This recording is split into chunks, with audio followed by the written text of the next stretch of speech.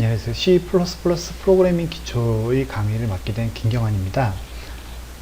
저는 우선 제 소개부터 드리도록 하겠습니다. 저는 지금까지 이제 그 산업체의 여러 회사를 좀 겪어왔고요. MP3 플레이어부터 시작해서 복구 솔루션, 그 다음에 게임 회사, 그 다음에 디지털 트윈 쪽, 그 다음에 VR, 뭐 가상현실, 뭐 이런 회사들에서 좀 일을 해왔습니다. 그리고 여러 대학교에 이제 그 게임 엔진 강의를 많이 다 해왔고, 네, 그렇게 해왔습니다. 그래서 2012년에는 이제 그런 어떤 컨텐츠 프로젝트를 이렇게 했는데, 그 전에는 이제 인베디드 아니면 MP3 플레이어, 그 다음에 복구 솔루션 뭐 이런 것들을 좀 만들어 왔었습니다. 2012년 이후에서부터는 이제 그 게임 쪽 컨텐츠를 만드는 거에 좀 집중을 하였습니다. 그래서 뭐 슬라임팍 같은 이제 게임을 만들거나 아니면 AR 아니면 또 VR 아니면 디지털 트윈 쪽 뭐 그런 쪽을 만들어 왔었습니다. 우선은 제 강의에 그 쓰이는 소스라고 할 수가 있는데요. 우선은 제가 여러분들한테 강의를 할 때 게임으로 배우는 뭐 C++ 여기 있는 예제와 그 다음에 C를 이용한 게임 프로그래밍 예제, 그 다음에 예전에 제가 썼던 게임 프로그래밍 예제, 그 다음에 기타 여러 사이트와 책들에 대해서 여러분한테 알려드릴 수 있는 부분을 좀 강의를 하도록 하겠습니다. C하고 C++ 기초 배우기 좋은 책들이었고요. 제가 여러분들한테 지금 소개시켜드리는 책들은, 그리고 게임 예제, 기본적으로 이제 여러분들 문법을 배우시면은, 실습을 많이 해야 되는데, 그런 실습을 할 수 있는 게임 예제가 많은 게, 좋은 것 같습니다. 그래서 여러분한테 이렇게 이 책에 있는 소스라든지 이런 내용들을 기반으로 여러분들한테 설명을 드리도록 하겠습니다. 교육 내용은 총 크게 파트가 두 개로 나눠집니다. 네, 하나는 이제 기초 문법을 파트로 나눴고요. 그 다음에 또 하나는 이제 그 실제적으로 콘솔 게임 제작을 한번 해보는 것들을 하도록 하겠습니다. 우선은 C나 C++ 같은 사용과 그 활용 및 개발을 위한 교육을 우선합니다. 그래서 기초 문법이라든지 뭐 이런 것들에 대한 예제와 설명 위주로 많은 실습을 할 예정이고요. 그 다음에 파트 2에서는 여기 이제 파트 1에서 배웠던 기초 문법들을 토대로 실제적으로 한번 게임에서 적용하는 방법을 해보도록 하겠습니다. 그래서 이렇게 파트 1과 파트 2로 나눠져서 하는 이유는 뭐냐면 C와 C++ 프로그래밍 이해를, 문법을 이해를 하고, 그 다음에 게임 제작에 대한 기본 이해, 그 다음에 프로그램에 대한 재미를 좀 체험을 하기 위한 교육을 하도록 하겠습니다. 자, 들어가기에 앞서 프로그래밍이라는 게 좀 무엇인가에 대해서 여러분들이 좀 알 필요가 있을 것 같습니다. 제가 지금 이제 좀 그림을 많이 만들고서 여러분들한테 좀 설명을 드리고 싶었는데, 시간이 조금 많이 부족한 관계로 우선은 그냥 간단한 PPT로 글자로 여러분들한테 좀 설명을 드리도록 하겠습니다. 그리고 제가 뭐 설명을 드리다가 만약에 이제 뭔가 필요해서 그림이라든지 이미지 같은 게 필요하면은 직접적으로 설명 드리다가 이미지나 프로그래밍이라든지 아니면 소스라든지 직접 찾아가지고 여러분들하고 같이 얘기하는 그런 시간을 좀 갖도록 하겠습니다. 우선은 프로그래밍은 여러분들 뭐 아시는 분들은 아시겠지만은 문제 해결을 위한 도구입니다. 여러분들 이제 프로그래밍이라는 거는 어떤 순서에 의해서 이렇게 어떤 동작이 되는 것을 여러분들이 계획하는 것을 프로그래밍을 하는데, 그렇게 하는 이유의 가장 큰 목적은 문제 해결을 하는 능력을 키우는 겁니다. 즉, 여러분들이 예를 들면은 어떤 게 있을까요? 예시로 뭐 여러분들이 이제 사다리를 만드는데, 그 사다리를 만들고서 아니다. 예를 들면 이제 이런 거죠. 그 옥상을 올라가야 하는데, 옥상을 올라가려고 하는데, 여러분들이 그냥 올라가면 위험하기도 하고, 올라갈 수가 없잖아요. 그래서 그거를, 그 문제 해결을 하기 위해서 여러분들이 사다리를 만든다. 네, 그러면 그 사다리가 바로 여러분들의 프로그래밍이 되는 겁니다. 네. 그렇게 문제 해결을 하기 위해서 어떤 계획을 세우고 어떤 실천을 하고 그런 것들이 이제 만드는 과정을 프로그램이라고 생각하시면 됩니다. 그래서 여러분들은 이제, 근데 이제 실제적으로 그러지는 않죠. 우리가 그 프로그래밍하는 거는, 우리가 이제 여러분들 머릿속에도 다 있듯이 컴퓨터 프로그래밍을 얘기하겠죠. 컴퓨터 프로그래밍은 여러분들이 뭐 예를 들어서,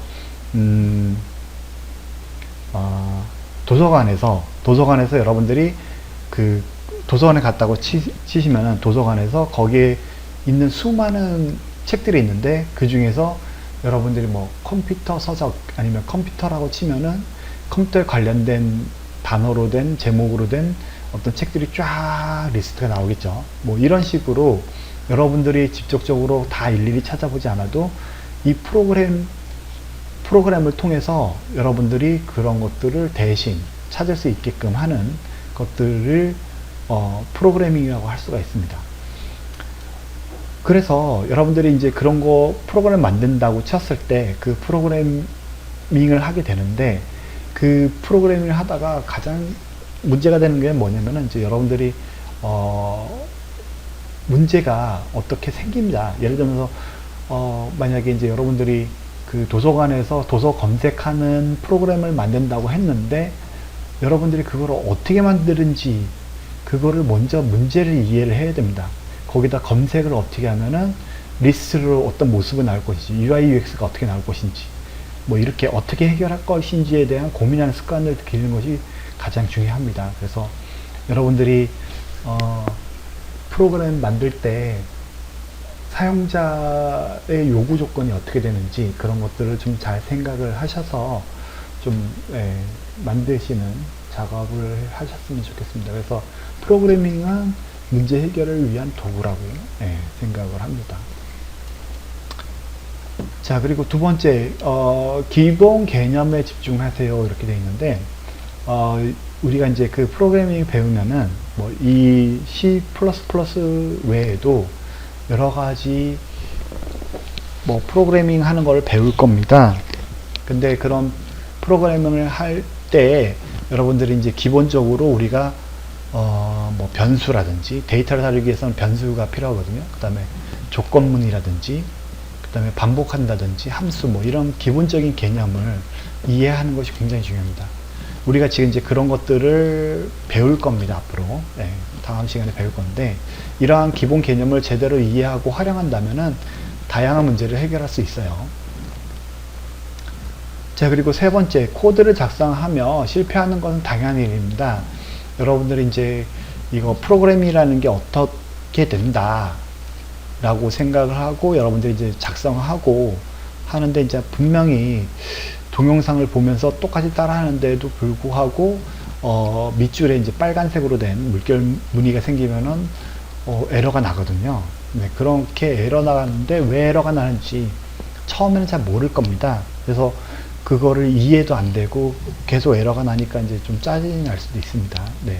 근데 우선은 그렇게 생각하세요. 여러분들이 뭐 재능이 없다 그런 게 아니라 우선은 그런 것들이 당연한 거예요. 당연하게 에러가 날 수밖에 없고 문제가 생길 수밖에 없습니다. 근데 중요한 거는 그렇게 코드를 만들었는데 그렇게 코드가 성공을 안 하고 실패하는 것이 당연한 일이니까 그냥 그거를 당연하게 받아들이고 어떻게 고치면 될까 그러면서 자꾸만 고쳐 나가면은 그게 이제 여러분들의 경험이 쌓이고 그러면 여러분들의 지식이 됩니다. 그래서 처음 볼 때는 코드를 작성해서 오류를 만나고 실패하는 것이 자주 있습니다. 네, 이러한 경험을 통해 배우는 것이 중요하고 오류 메시지를 읽고 해결하는 능력을 키우는 것도 굉장히 중요합니다. 왜냐하면 오류 메시지가 굉장히 많기 때문에 그거를 일일이 다 해결할 수가 없어요. 그래서 책에서나 아니면 어떤 동영상 강의라든지 아니면 오프라인 강의에서도 그거를 100% 완벽하게 해결해 줄 수는 없습니다. 그래서 보통은 어떠냐, 다른 사람, 뭐 구글링이라든지 아니면 네이버에서 검색을 해서 다른 사람들이 똑같은 문제가 생겼을 때 어떻게 해결했는지 그런 걸 찾아보고서 스스로 해결할 수 있는 능력을 키우는 작업을 많이 하게 됩니다. 그리고 네 번째, 다른 사람의 코드를 읽고 이해하는 연습을 하는 게 중요합니다. 그리고 여기에도 이제 써놨지만은 프로그래밍은 혼자 하는 게 아닙니다. 다른 사람들이 작성한 코드를 읽고 이해하고 그 다음에 자기 거로 만드는 그런 작업들이 필요합니다.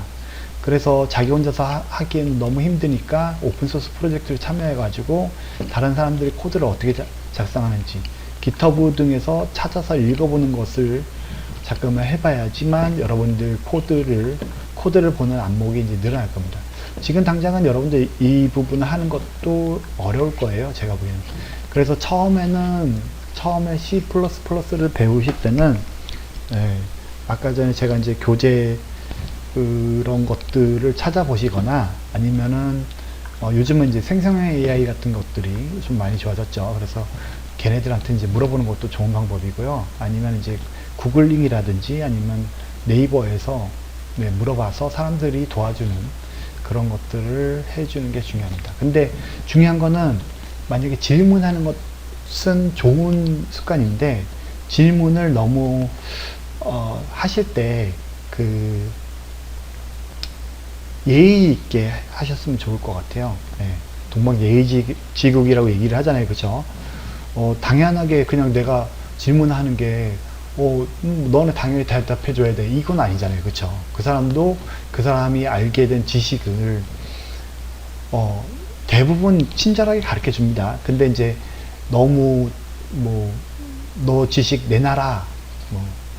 그렇게 얘기하면은 그걸 좋아할 사람은 아무도 없습니다. 왜냐면 그 사람은 밤새고 힘들고 이러면서도 자기의 지식을 이렇게 전달하려고 노력하는 사람들인데 그거를 당연시하게 생각하고 그렇게 하면은 그 지식 전달하는 사람도 사람이기 때문에 당연히 거기에 대해서 이제 기분이 상해서 안 도와줄 가능성도 있습니다. 물론 그런 사람을 본 적은 없지만, 근데 이제, 인터넷이라는 게 얼굴 없는 거다 보니까 질문하는 사람들이 이제 그렇게 건방지게 질문하는 사람들이 좀 있습니다. 그래서 그거에 대해서 답변을 달아주는 사람들이 되게 이제 좀 비협조적인 답변을 달아주는 경우도 많습니다. 그래서 항상 질문하실 때는 공손하게 그 다음에 충분히 알아보고서 예를 들면은 비주얼 스튜디오는 어떻게 설치합니까? 이런 거를 처음부터 질문하는 것보다 구글링을 하거나 유튜브를 찾아보시면은 비주얼 스튜디오 설치하는 법을 굉장히 친절하게 알려주는 사람들이 굉장히 많습니다. 그래서 그런 사람들한테 먼저 보고서 따라하면서 설치를 해보는 것도 권해드려요. 근데 이제 꼭 이제 강의하시는 분한테 이제 직접적으로 어떻게 설치해요? 왜 날 안 가르쳐주지? 이런 식으로 얘기하는 건 아닙니다. 그래서 스스로 찾아보는 능력도 자꾸 하다 보면은 오류 메시지 해결하는 능력도 같이 키워집니다. 자, 그리고 다섯 번째는 지속적으로 학습하고 발전하세요. 무슨 소리냐면은 프로그래밍은 끊임없이 발전하고 있습니다. 예를 들면 이제 예전에는 제가 배울 때만 해도 이제 C 언어, C++, 이 언어 정도만 나왔었고, 그 다음에 이제 그 전에는 이제 언어가 비주얼 베이직 이런 정도. 그 전에는 이제 파스칼, 알골 이런 것들이 있었는데 제가 배울 때만 해도 이제 그런 언어들이 이제 거의 사장되는 상태였어요. 그래서 거의 없는 상태였고 쓰이지 않는 상태 그랬었습니다. 그리고 어셈블러도 쓰였었는데 어셈블러는 이제 특별한 일에 외에는 거의 안 쓰는. 그리고 저는 참고적으로 어셈블러도 한 2, 3년 정도 회사에서 일을 했던 것 같아요. 어셈블러만 달아서. 아무튼 그러다 보니까 그리고 이제 그런 언어들보다 더 쉬운 언어들이 점점점 계속 나오고 있어요. 그래서 C, C++, 그 다음에 C#, 그 다음에 자바, 그러니까 자바가 먼저 나왔죠. 자바, 그 다음에 자바스크립트, 그 다음에 C# 이러면서 그 다음에 루비, 그 다음에 PHP, 이런 거 그 다음에 요즘은 뭐 루아 스크립트도 나오고 뭐 그래요. 그래서 지속적으로 발전하고 있습니다. 그 프로그래밍 언어도 발전하고 있는데, 예, 거기에 관련된 기술 분야도 계속 발전하고 있습니다. 그래서 어떤 친구들은 이제 그렇게 얘기를 해요. 아, 이거 뭐 배워봤자 새로운 언어 나오고 새로운 프레임워크 나오고 도구들이 이렇게 배우는 게 계속 나오는데 이걸 어떻게 배워요? 아, 이건 너무 어렵다 이렇게 생각하시는 분이 있는데, 우선은 제가 먼저 결론부터 말씀드리자면은, 여러 언어를 배우는 것보다는 한 가지 언어를 선택해서 그 언어를 어느 정도 깊숙이 할 때까지는 다른 언어는 배우지 마세요. 이게 무슨 소리냐? 예를 들자면은 지금 이제 우리가 C++를 지금 공부하고 있잖아요. C++를 공부하는데 이 C++는 콘솔 뷰에서도, 아니, 콘솔 창에서도 지금 이제 텍스트 모드로 프로그램 짤 수도 있지만 윈도우즈 모드에서도 프로그램 짤 수가 있습니다. 그래서 여러분들이 만약에 이 프로그램 배워가지고 윈도우즈 프로그램으로 여러분들이 만들고 싶은 뭐 게임까지 윈도우즈 프로그램으로 게임을 만들 수 있다면은 거기까지 진행하시기를 바랍니다. 그리고 뭐 자료 구조라든지 알고리즘 같은 것도 적용을 해보시면은 여러분들이 이제 어느 순간에 나는 C++는 웬만큼 다룬다 이거를 스스로 이제 인지를 할 수가 있습니다. 그때 대해서는 이제 다른 언어를 배워도 됩니다. 네. 그러면 다른 언어를 배우게 되면은 그 언어는 이제 더 쉽게 배우게 됩니다.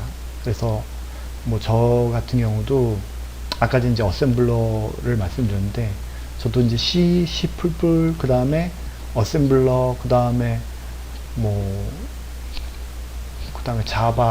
자바스크립트, 그 다음에 ASP, 그 다음에 뭐 HTML, 그 다음에 뭐 HTML, CSS 뭐 이런 것들, 그 다음에 PHP, 그 다음에 또 뭐 언어를 배웠더라, 파이썬, 그 다음에 뭐랬지? 하여튼간 여러 가지 언어를 웬만한 언어는 루아도 했구나, 루아도 했고 만약 필요하다면은 만약에 이제 그런 필요하다면은 그냥 C샵도 했구나, 그런 식으로 이렇게 배워 나갑니다. 저도 항상 새로운 언어가 나오면은 그 새로운 언어 프레임워크가 나오면은 그것도 배우고 게임 엔진도 배우고 뭐 이러면서 계속적으로 학습하고 도전하고 스스로 발전하는 그런 작업을 합니다.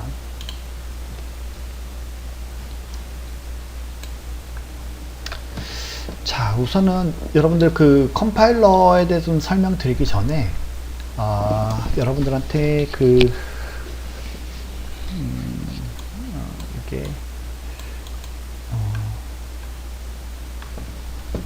그림판으로 좀 설명을 드리고 싶어서 그림판을 좀 먼저, 자, 그림판을 한번 좀 열어보도록 하겠습니다. 그림판을 여는 이유는 여러분들한테 이제 제가 이제 그림을 그리면서 이렇게 그림이 그려지잖아요, 그쵸?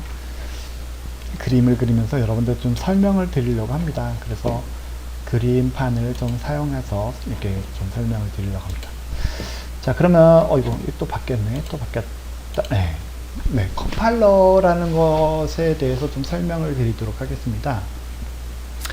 자, 컴파일러는 번역기라고, 한국어로는 이제 번역기라고 얘기를 합니다.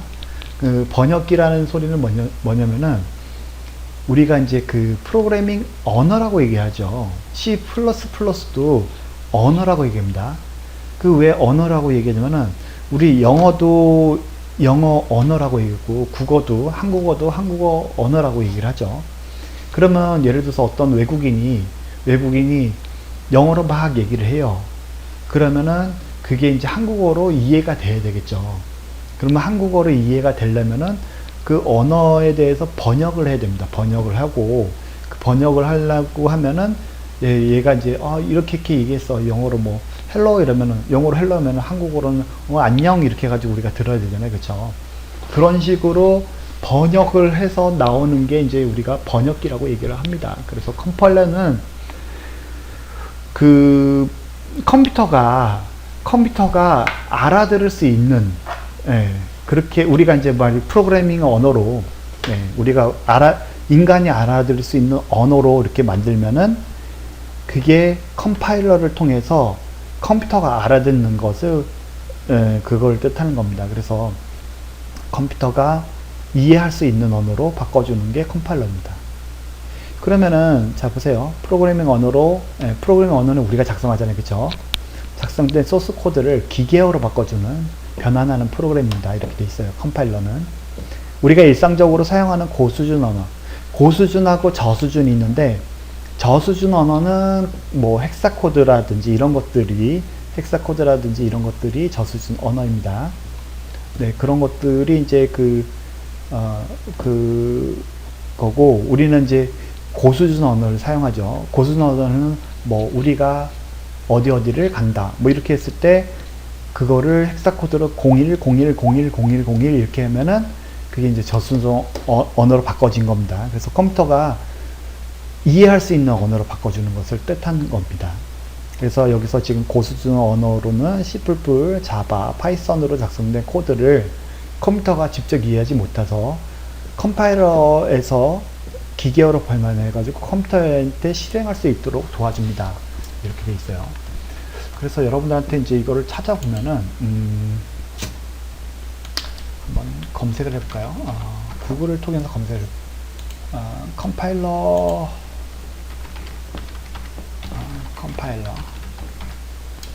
그래서 이미지를 좀 보도록 할게요. 이미지에 좀 잘 나와 있는 게 없을까요? 여기 저도 지금 찾아보면서 같이 여러분들하고 찾아보는 겁니다. 네, 여기에 보시면은 여기 보면 사람이 이렇게 프로그래밍 언어 여러분들 이제 타이핑을 하면서 사람이 알아볼 수 있잖아요. 그쵸? 사람이 알아볼 수 있는 걸로 이렇게 쓰고, 그리고 여기 컴파일러가 C++ 미리 해놓는다. 컴파일러 이렇게 되는데 얘가 이거를 보고서 번역을 해가지고 기계어로 바꿔놔요. 기계는 컴퓨터는 0과 1로 이루어져 있는 것밖에 못 읽습니다.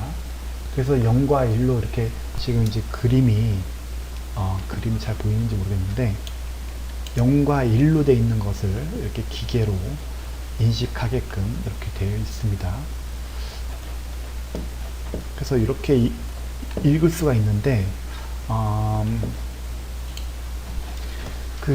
실제적으로 기계를 한번 여러분들이 이제 보는 것도 중요하다고 생각돼서 제가 이제 토탈 커맨드라는 이제 프로그램이 있거든요. 여기서 이제 여러분들한테 직접적으로 이제 보여드리도록 하겠습니다. 여기에는 지금 D 드라이브에다가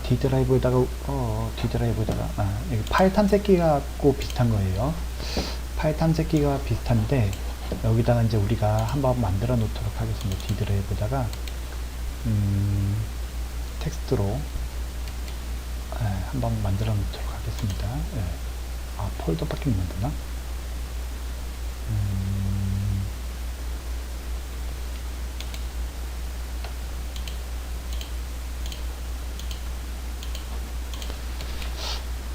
이게 이제 버전이 틀려서 그런지 몰라도 예전에 새로 만들기 하면 여기 이제 텍스트 만들 수 있게끔 되어 있는데 그냥 뭐 여기서 한번 만들어 볼까요? 여기서 명령 새로 만들기 없나?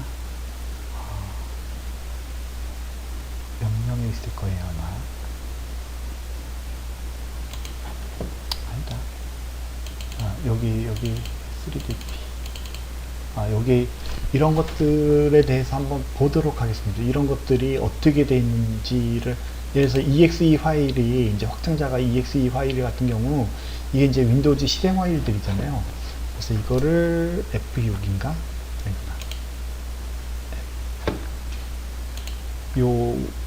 이 파일을 직접적으로 이제 이 파일 내용이 뭔지를 한번 봐야 되겠죠. 그래서 보통 이제 F4를 누르면 얘에 대한 이제 메모장이 열립니다. 그러면 이제 여기 우리가 볼 수 있는 mg 뭐 이런 식으로 이제 나오죠. 그리고 뭐 넣는 뭐 이렇게 하고 디스 프로그램 캔남 뭐 이래서 읽을 수가 있잖아요. 그쵸? 이렇게 돼 있는데 실제적으로 이제 이거보다는 어떻게 보느냐, 여기 지금 F3을 누르면 또 보기가 있죠. 네, 이렇게 되면서 여기서 옵션에서 16진수로 보면은, 네, 이게 지금 똑같은 값이거든요. 네, 이거를 이제 오른쪽에 있는 것을 아스키 코드라고 하고, 왼쪽에 있는 것을 헥사라고 합니다. 헥사 코드라고 됩니다. 그래서 4D, 5A90 이런 식으로 표현이 돼요. 그러면 우리가 실제적으로, 네, 실제적으로 이거는 이제 헥사 코드긴 한데, 헥사 코드도 이제 조금은 변경하면 이제 이진수로 바뀔 수가 있습니다. 그래서 이진수로 바뀔 수가 있는데, 이런 코드들을 기계어로 읽어서 기계가 컴퓨터가 이제 인식을 해서 읽을 수가 있게 되는 거예요. 그래서 우리는 지금 이게 아스키 코드로 된 것을 이렇게 이제 프로그램 된 거를 번역을 해서 이렇게 EXE 파일 만들어 가지고 이렇게 아스키 코드로 됐는데, 여기에 이제 이렇게 헥사 값으로 된 값을 기계어가 읽어서 이제 기계가 인식해 가지고 어떤 동작을 해 놓는 작업을 하는 게 바로 이제 컴파일러가 하는 역할입니다. 그래서 프로그래밍을 우리가 뭐 헬로 월드 이렇게 하면은 번역을 해 가지고 얘가 이제 이렇게 결과 값을 나오도록, 이런 것도 이제 컴파일러라고 합니다. 그래서 이 컴파일러를 설명하기 위해서 제가 지금 여러 가지 이제 표현을 찾기도 하고 뭐 이렇게 했는데, 아무튼 제일 중요한 거는 여러분들이 컴퓨터가 이해할 수 있도록 여러분들이 C나 C++로 작성한다 이렇게 생각하고, 그거를 대신 번역해 주는 게 컴파일러다 이렇게 생각하시면 됩니다. 자, 그래서 컴파일러의 역할을 보시면은 구문 분석, 구문이라고 하죠. 여러분들이 그 뭐 그림을 다시 한번 좀 보도록 합니다. 여러분들이 여기 지금 사람이니까, 아이고, 사람이니까 여러분들이 이런 식으로 뭐 이렇게 글을 쓰는다 해놓죠. 그래서 이 구문이라고 하죠.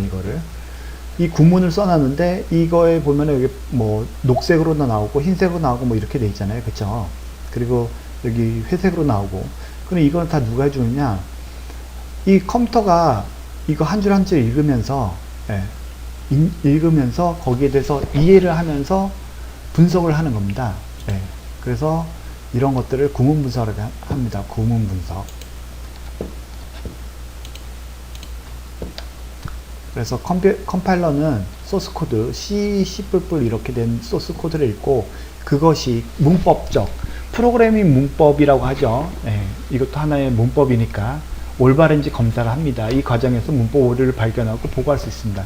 그래서 우리가 헬로 월드 뭐 이렇게 타이핑을 했을 때 뭐 뒤에 뭐 세미콜론이 빠져 있으면은 거기 이제 빨간색을 해가지고 이거 틀렸습니다. 고치세요. 뭐 이렇게 하는 거죠. 우리가 HWP 사용할 때 그 잘못된 사용을 하면은 거기서 그 단어가 틀렸다고 얘기를 하면서 이렇게 밑줄 그어지는 거하고 똑같은 거라고 생각하시면 됩니다. 문법 오류를 발견하고서 분석을 해줍니다.